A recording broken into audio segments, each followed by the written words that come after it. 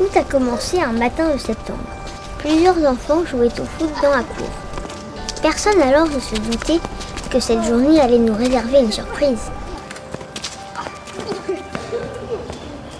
Alors qu'une fois de plus le ballon avait été envoyé à l'autre bout de la cour et qu'une dispute éclatait pour savoir qui devait aller le chercher, Noah se désigna pour le récupérer.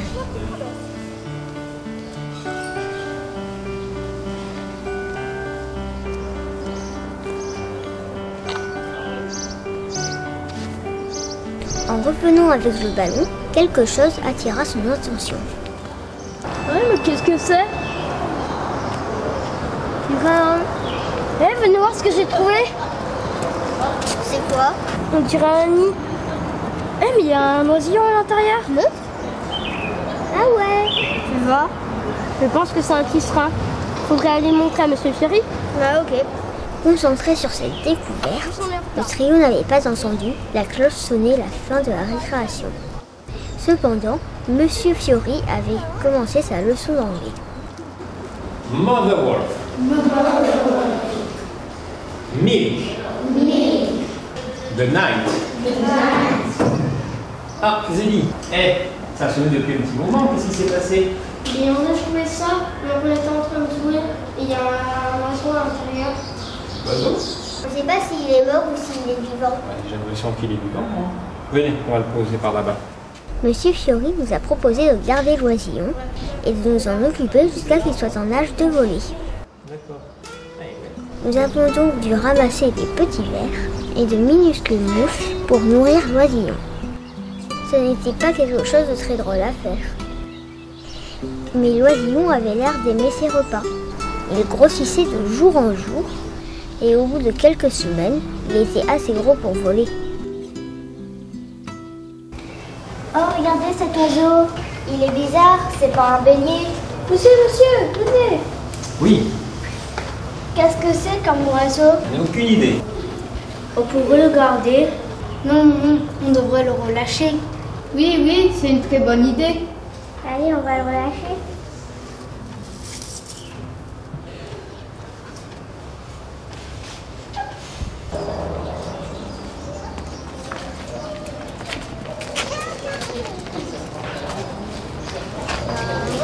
Allez les enfants, on le relâche? Dès qu'il fut dans les airs, l'oiseau déploya ses larges ailes qui brillèrent de toutes les couleurs de l'arc-en-ciel.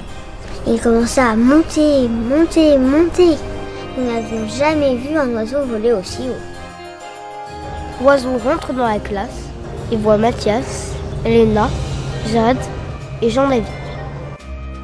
Il va se poser sur l'armoire.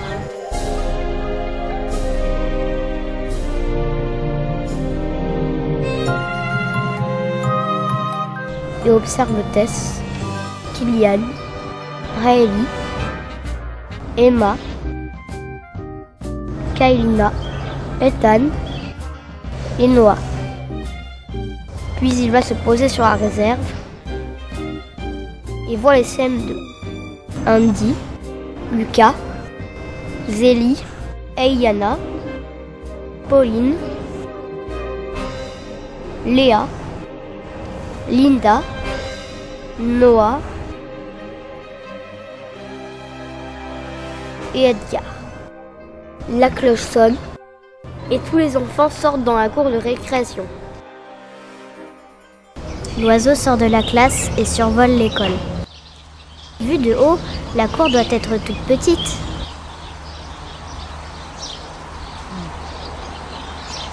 Il doit sûrement nous voir jouer au foot ou à la marelle.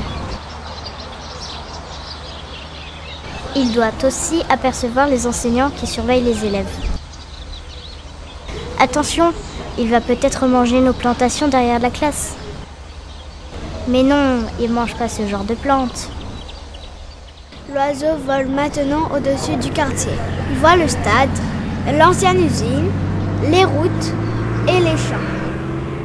Il doit apercevoir le tracteur qui sort du champ avec les cannes et qui se dirige vers la balance.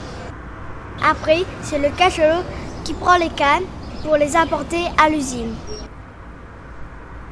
Regardez toutes ces voitures sur les routes. Il va encore avoir un embouteillage. Notre oiseau va sûrement s'éloigner de tous ces bruits, en montant plus haut dans le ciel. L'oiseau vole encore plus haut et voit l'île de la Réunion. Il voit aussi les requins et les baleines qui nagent dans l'océan. Il traverse la ville de Saint-Pierre, puis se dirige vers l'est de l'île. Il passe au-dessus de Saint-Joseph et arrive au piton de la fournaise, notre volcan. Ensuite, il se dirige vers le nord et vole au-dessus de Saint-Denis. C'est un peu notre capitale.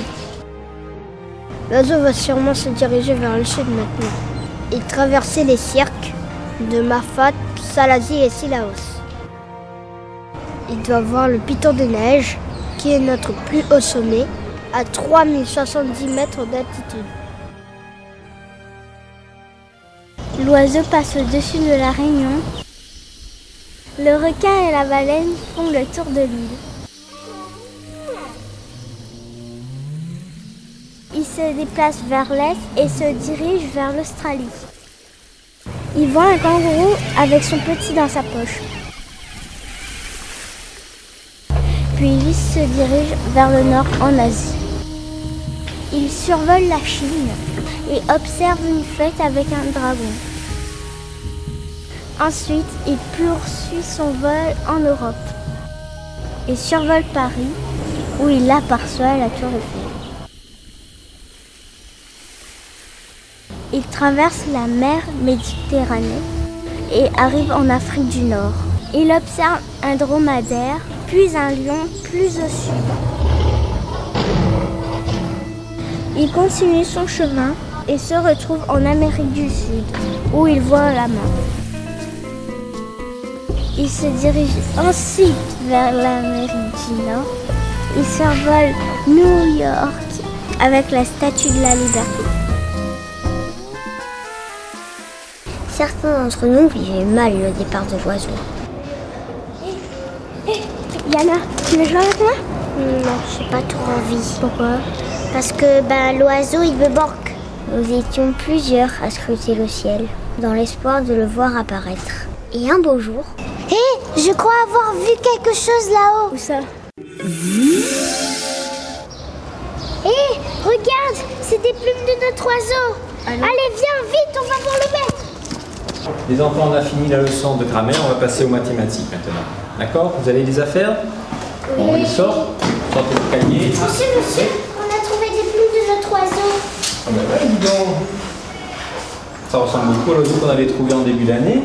Vous vous souvenez l'oiseau blessé? Ah oui. C'était vous? Vous voulez voir? On y va?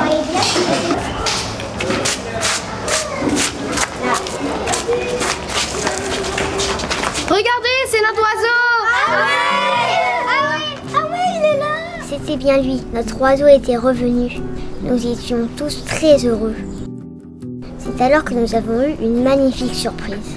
Notre oiseau n'était plus seul. Il était avec sa femelle et des oiseaux plus petits le suivaient. Grâce à nous, l'espèce s'était développée.